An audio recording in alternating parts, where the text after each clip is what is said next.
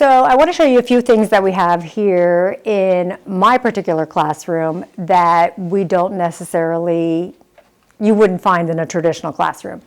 This board here are actual real shanks from where our students went to a local jail and practiced doing shakedowns on cells. And when they would find them, after the jail was done going through the legal process with the inmate, they then would gift us with some of them. And so these were, over time, put together into this shank board. And where it used to stay in a closet, I now make sure it's on a wall. And it actually helps the students learn and understand when I talk about being able to take something as simple as a toothbrush and making it into a weapon. It's a little hard to understand until you can see it.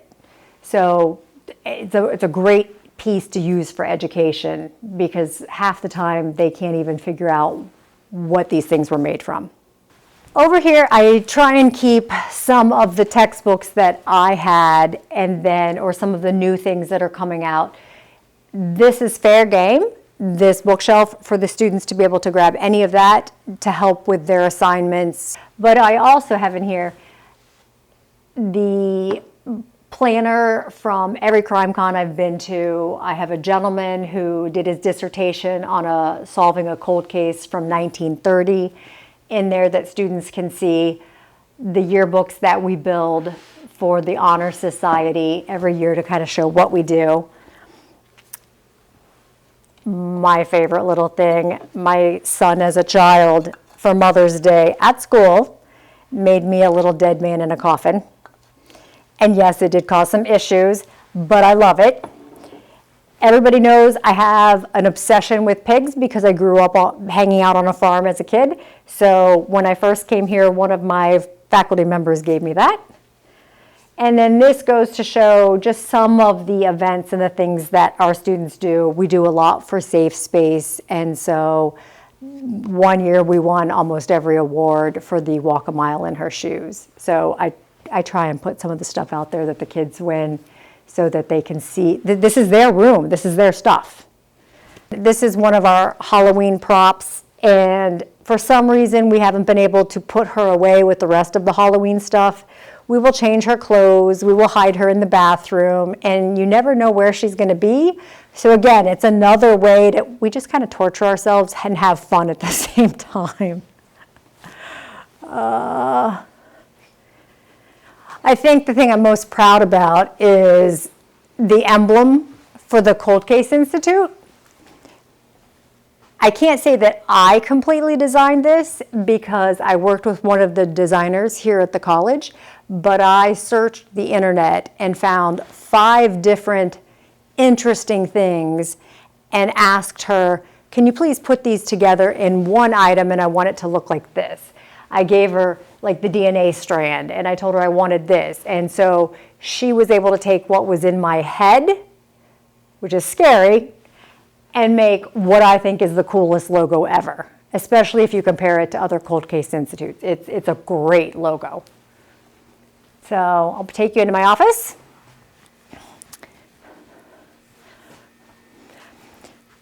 This is a hodgepodge of the good, the bad, and the ugly. So we have, and I don't ever let anybody touch him, this is my McGruff from when I was a kid. Notice he still looks great, so nobody's playing with my McGruff. But I have had people give me things. There was a guy who isn't even a student here at the college, but he was at a restaurant that I go to all the time and kept hearing people talk to me about what I do.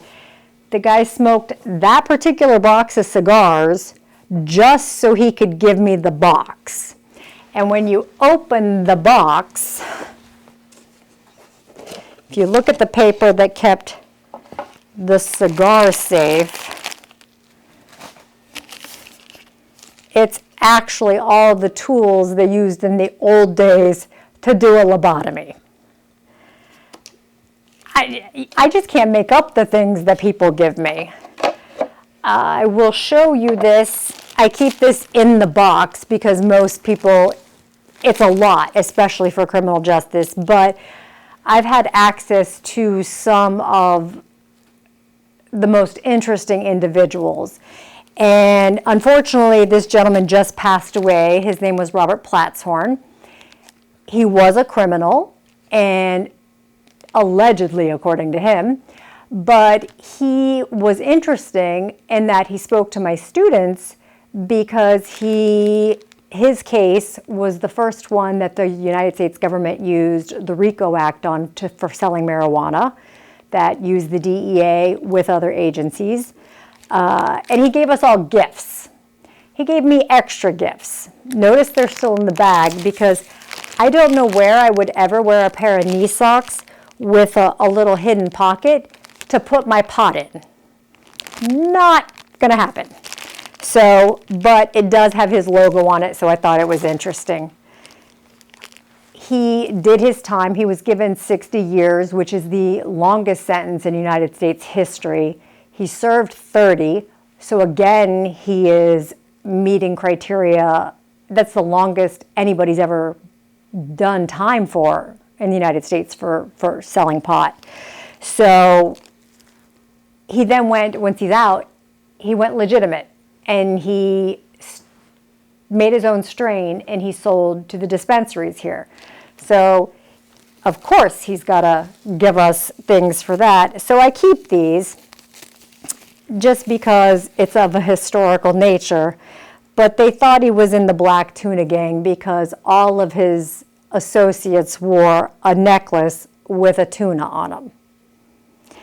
And I can tell you, it was kind of cool because he did give one to every single one of our students that day. So it's a way for them to see history in the making, to see somebody who went criminal, but then turned their life around. So again, this office has so many crazy things in it. If you look up on the top of my bookcase, I have a clown painting, which unless you're a real true crime fan, you wouldn't know.